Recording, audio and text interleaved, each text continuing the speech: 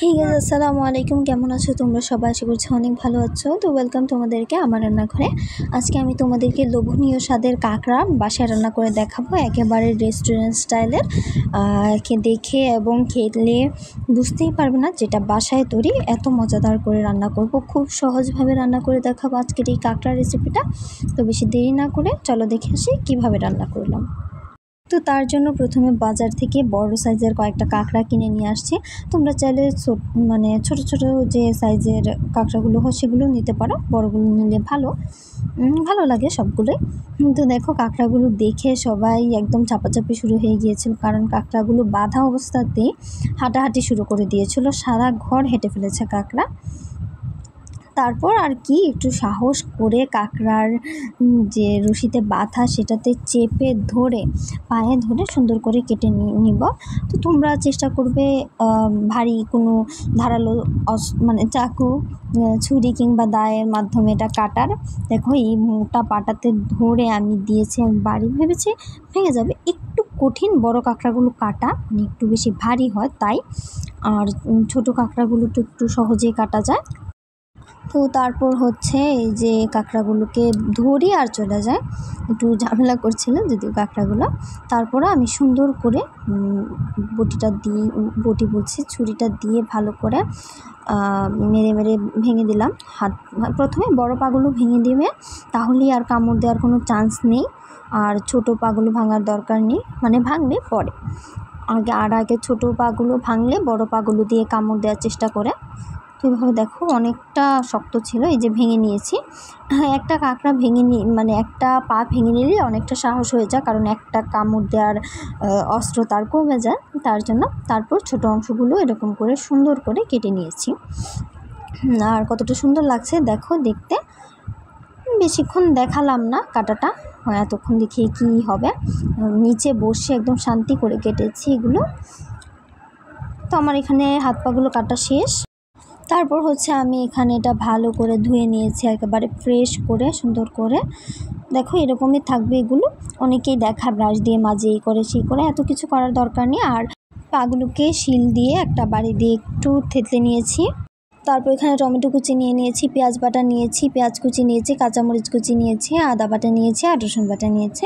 পরিমাণটা দেওয়ার সময় বলবো। তারপর চুলায় একটা কড়াই বসিয়ে দিয়েছি, তাতে দিয়েছি অল্প পরিমাণের তেল। এখানে অবশ্যই সরিষার তেল ব্যবহার করবে, সাদা তেল ব্যবহার করিনি, আমি সরিষার তেলটা ব্যবহার করেছি। প্যান তার জন্য কম দেখাচ্ছিল, অনেকটা তেলই ব্যবহার করা হয়েছে এখানে। তারপর পেঁয়াজ কুচি দিয়ে দিয়েছি, এখানে হাফ কাপের থেকে একটু বেশি হবে পেঁয়াজটা, হাফ কাপের থেকে একটু বেশি পেঁয়াজ কুচি দিয়ে দিয়েছি। এখন এটাকে হালকা বাদামি করে ভালো করে ভেজে নিতে হবে। সরিষার তেল দেওয়ার কারণে এরকম ফেনা ফেনা হচ্ছে। তোমরা চেষ্টা করবে সরিষার তেল দেওয়ার, তাহলে ফ্লেভারটা সুন্দর হয়। ভালো করে ভেজে ফিরে আসছি।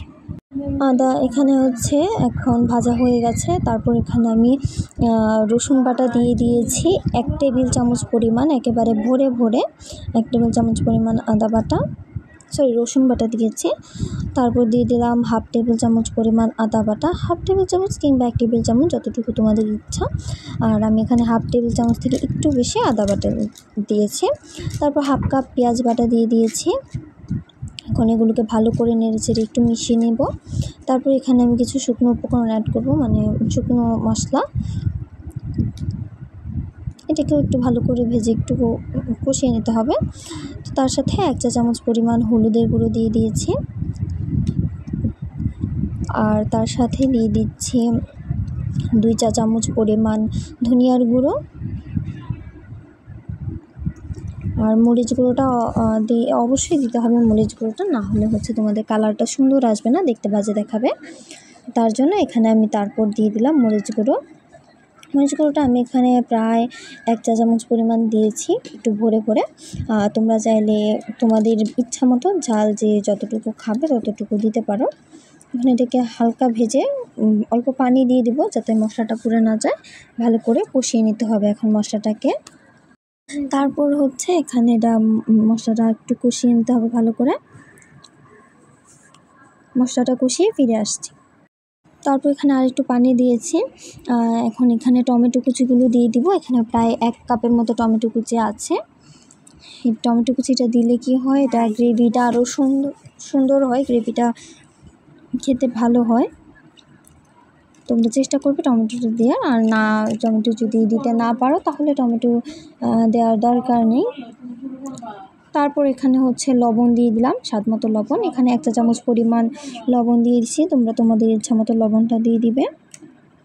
এখন এটাকে ভালো করে নেড়ে চেড়ে একটু মিশিয়ে নিতে হবে লবণটা। তারপরে এখন এখানে আমি কাঁকড়াটা দিয়ে দিব, ধুয়ে ভালো করে কেটে ধুয়ে রাখা কাঁকড়ার যে মাথার অংশটা সেটা কেটে টুকরো টুকরো করে নিয়েছি, ছোট ছোট করেছি, না হলে একেবারে বেশি বড় ছিল তার জন্য। তোমরা চাইলে ছোটো কাঁকড়াও কিনতে পারো, তাহলে আর মাথাটা এত ছোটো করার প্রয়োজন পড়বে না, একটা দিয়ে দিলেই হয়ে যাবে। এখন এটাকে একটু নেড়েচেড়ে মশলার সাথে মেশাবো। তবে এখন আমি এখানে অনেকটা করে পানি দিয়ে দিব, কারণ এইভাবে তো আর এটা হবে না, তার জন্য। এটা একটু নেড়েচেড়ে মিশিয়ে নিয়েছি, মেশানোর পর দেখবে তেলটা ভেসে উঠবে। তারপর এ পর্যায়ে পানি দিয়ে দিতে হবে, এখানে অনেকটা তোমাদের ইচ্ছা মতো দিতে হবে আর কি, যে যতটুকু ঝোল রাখতে চাও ঠিক ততটা পানি দিবে। বেশি রাখতে চাইলে আরও বেশি পানি দিতে পারো, আর কম রাখতে চাইলে আরও কম পানি রেখে অনবরত নেড়ে চেড়ে মাখা মাখা একটা গ্রেভি করতে পারো। তারপর এখানে দিয়ে দিলাম কাঁচামরিচ কুচি, মাঝখানে একটা চেরা কাঁচামরিচ কুচি না। তো এই তো কিছুক্ষণ পর মশলাটা শুকিয়ে এলে নামিয়ে নিলেই তৈরি হয়ে গেল রেস্টুরেন্ট স্টাইলের বাসায় তৈরি কাঁকড়া ভুনা। দেখো কতটা সুন্দর এবং লোভনীয় লাগছে, দেখেই বোঝা যাচ্ছে যে খেতে কতটা টেস্টি হয়েছে। তো বন্ধুরা, আশা করছি তোমাদের আজকে আমার এই পুরো ভিডিওটা ভালো লেগেছে। ভালো লাগলে please like, comment, share and subscribe করে পাশেই থাকবে। আমি বলবো এভাবে ট্রাই করে দেখতে পারো, তাহলে একেবারে দোকানের কেনা কাঁকড়া ভুনার মতোই লাগবে। তো বন্ধুরা, ধন্যবাদ তোমাদেরকে আজকে আমার এই পুরো ভিডিওটা না টেনে দেখার জন্য। তো গাইস, সকলে ভালো থাকবে, সুস্থ থাকবে। আল্লাহ হাফেজ।